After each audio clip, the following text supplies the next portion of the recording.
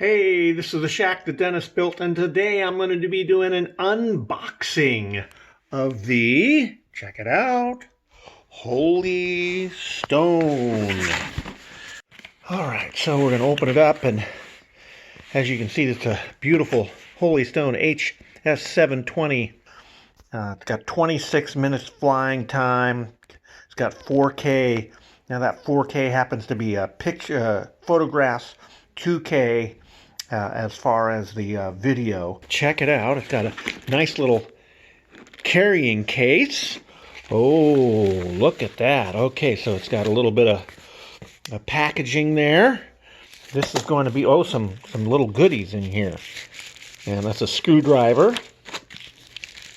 That's going to be the helicopter wings. Then that's the charger unit there. Now what we have here is we have the remote control handler. And I want you to know I have never used one of these before, so I'm a first timer, so this is going to be interesting. Here we go. Here it is. Check that out. So we got the little helicopter blades, which kind of run loose right now, and then I have no idea how to operate this thing. Oh, look at that. It comes out just like this.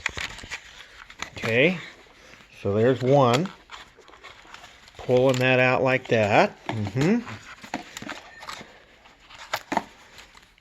Number 3. Probably should have done the other one first, apparently. Number 3. Number 4.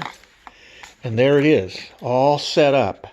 Now here's the battery underneath it, already plugged in. You press down, pull that battery out,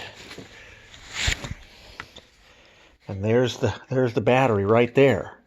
We've got a little place in here. This is really a nice case. Really a nice case, a travel case. This can go anywhere you want. Oh, look at this. You have documents in here. And we have the Quick Start Guide, or if you speak another language, it's Chanel Start. There we go, Chanel Start. And then we've got the big book, which is Instructions for Use. A nice big book that's 85 pages long. The Quick Start is a little bit shorter, and it's only 27 pages long. And we're going to get ready to let this thing fly. So the battery down here, if you're wondering about it, it has a little spacer there so that the battery doesn't connect. So you're going to need to take this out. There we go. There it is. Battery in. All right, so let me take you through the remote. First of all, first thing you need to do is remove the plastic film here.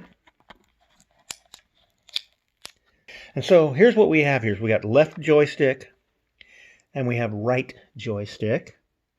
And here we got 2 buttons here. This button here is a takeoff button and a landing button. This button here is a return to home button. This is the lock and unlock button. And this is the power switch, off and on. So underneath you have handles that fold out for you to hold. On top, you have a camera switch. If you do just a short press, that'll take a picture. A long press will start the video. On this side, a short press will turn the lights on the remote. A long press will change it from low speed to high speed or high speed to low speed. This here controls the angle of the camera. Here what we have is you flip these things up like so, and then in the back you pull this up, and this is the phone holder. On the back side you have your batteries. Does not come with batteries. You're going to have to get 2 AA batteries. Now on the right hand side there's a GPS switch that will switch the mode to GPS, so it will be able to home in and follow you. On the top, these are antennas, and you flip these antennas up. You reach in the back, you pull your phone holder out until it clicks. There's a little lip down here, and you're going to put your phone in that lip. Then you take the phone, put it in the bottom, pull it up, and just like that, you have your phone in the controller, and you're ready to go. This is the charging cable, and here's the battery. We'll show you how to do that. It doesn't come with a USB power. You'll have to provide your own. But that'll insert into there. It comes with a dual charging port. So if you have two batteries, if you order a spare battery, you can put two batteries in, pull it all the way down, and then you press that into there and charge it. So we plugged it in, and you have the green light flashing. When both the green light and the red light are solid, it's 100% charged. That takes between 5 to 7 hours. Now, if you want to, you can download the app. That'll give you GPS functionality. You don't have to use the phone or the app to fly it, but you certainly can. That gives you some of the functionality that you'd like. So we're going to download that app. So I'm getting ready for pairing and initialization of the drone. So what you need to do is you need to hold the red button down. And while you're holding it down, you need to slide this over. And then you'll come over here and press the power button, give it a short press. And you should hear some beeping going on, at which time on the back side, lights will begin to flash to let you know that initialization is going on. So here we go. Pressing down.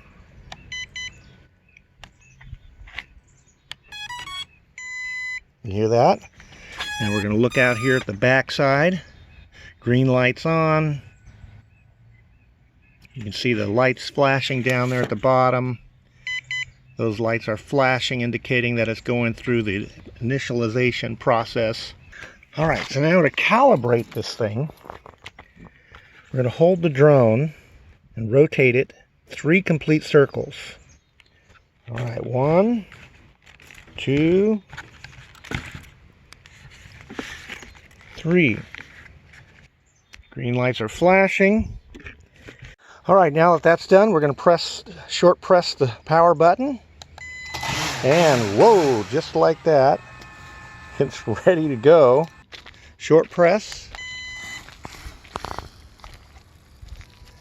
Take off. Oh! Look at that.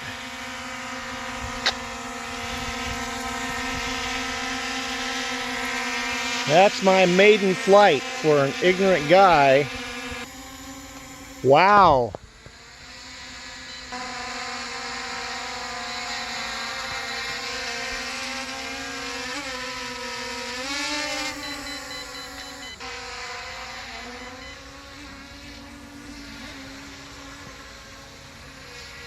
And we'll go ahead and land that sucker.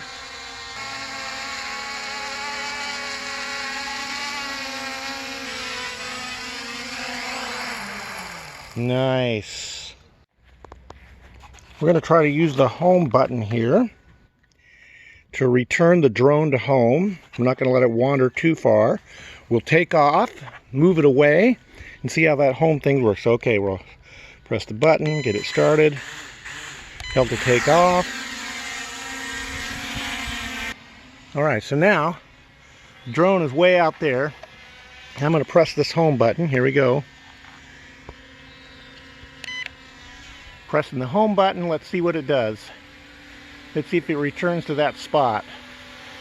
Okay, it's coming over here, right over my head.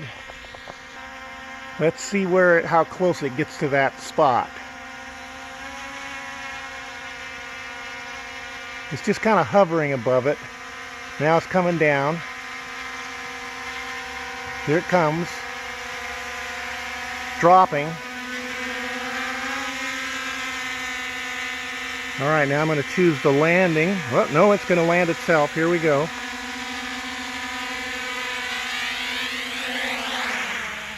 So that's within 1 foot of where it took off. Not too bad. Not too shabby at all. All right, so I've put that drone through its paces. Now I'm going to take a picture and do a little bit of video and see how that goes. The Holystone drone was really easy to use, and I enjoyed flying it. It was really well made. It followed me real well, as you can see in this video. I'm walking down the road, it's following me.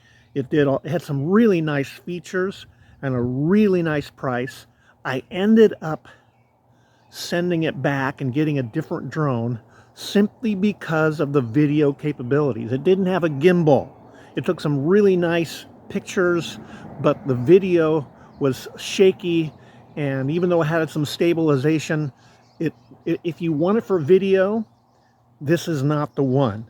If you want to fly it and have fun, this is a really great entry-level drone, but it's certainly not the drone I would suggest that you get if you want to do video. So thanks for watching. Make sure you like my video, subscribe to my channel so you can get updates on all my videos. This is the shack that Dennis built, and this was the drone I was flying around the shack that Dennis built.